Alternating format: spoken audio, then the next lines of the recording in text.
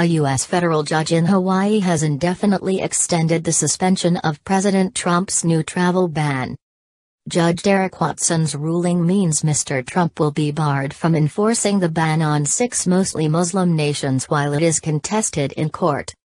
In a lawsuit, the U.S. state says the ban would harm tourism and the ability to recruit foreign students and workers. President Trump says his revised travel ban seeks to prevent terrorists from entering the United States. Judge Watson made the ruling late on Wednesday after hearing arguments from attorneys for the state of Hawaii and the U.S. Department of Justice. The judge turned his earlier temporary restraining order into a preliminary injunction that would have a more lasting effect. President Trump's executive order on 6 March would have placed a 90-day ban on people from Iran, Libya, Somalia, Sudan and Yemen and a 120-day ban on refugees. An earlier version of the order, issued in late January, sparked confusion and protests, and was blocked by a judge in Seattle. Other courts across the U.S. have issued different rulings on Mr. Trump's revised ban, with a judge in Maryland halting a part of the ban earlier this month. Mr. Trump has complained of unprecedented judicial overreach, pledging to take the case as far as it needs to go.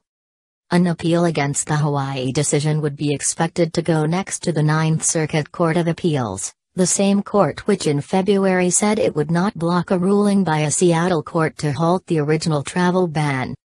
Who does the travel ban affect?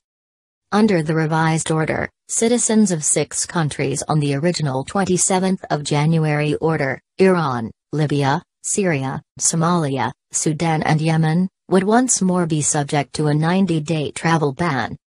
Iraq was removed from the list because its government had boosted visa screening and data sharing, White House officials said.